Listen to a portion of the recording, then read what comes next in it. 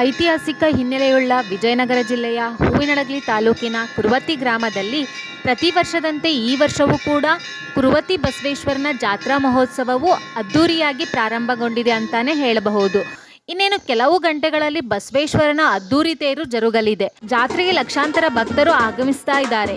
ಸ್ವಾಮಿಯ ದರ್ಶನ ಪಡೆದು ತೇರು ಎಳೆಯುವುದನ್ನು ವೀಕ್ಷಿಸಲು ಕಾತುರರಾಗಿದ್ದಾರೆ.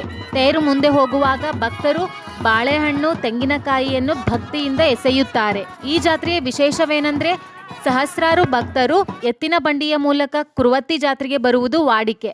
ಆದರೆ ಇತ್ತೀಚೆಗೆ ಎತ್ತಿನ ಬಂಡಿಯ ಜೊತೆಗೆ ಬೈಕ್, ಕಾರ್, ಟ್ರ್ಯಾಕ್ಟರ್ ಮೂಲಕ ಭಕ್ತರು ಆಗಮಿಸುತ್ತಾರೆ. ಕೊಟ್ಟೂರು ತೇರಿನ ನಂತರ ಬರುವ ಜಾತ್ರೆ ಇದಾಗಿದೆ. ಫ್ರೆಂಡ್ಸ್, ನೀವು ಕೂಡ ಯಾವಾಗಲಾದರೂ ಕುರುವತ್ತಿ ಜಾತ್ರೆಗೆ ಆಗಮಿಸಿದ್ರೆ ಎಸ್ ಅಂತ ನಮ್ಮ ಕಮೆಂಟ್ ಬಾಕ್ಸ್ನಲ್ಲಿ ಕಮೆಂಟ್ ಮಾಡಿ. ಈ ಮಾಹಿತಿ ಇಷ್ಟ ಆದರೆ ಲೈಕ್ ಮಾಡಿ, ಶೇರ್ ಮಾಡಿ ಹಾಗೂ ತಪ್ಪದೆ ನಮ್ಮ ಚಾನಲ್ನ ಸಬ್ಸ್ಕ್ರೈಬ್ ಮಾಡಿ. ಧನ್ಯವಾದಗಳು.